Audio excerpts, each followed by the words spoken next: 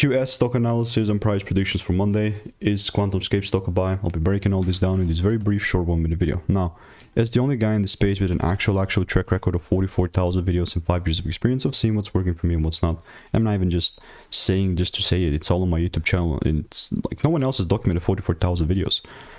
Before I get into next week's approach, this is where it kind of began, right? It was 636 at the time. Just print it. I'll only look to take it to like 780, and not only did this freaking deliver, right?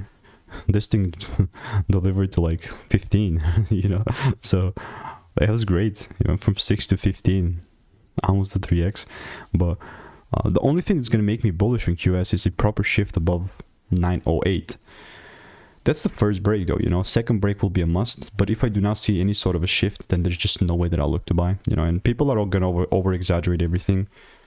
All I'm basically doing is waiting for rules, and you can see with QS I also got about 18 results here as well. So if you want to stay tuned to get my money making emails and insights, click the first link in the description. I'll see you in the next one.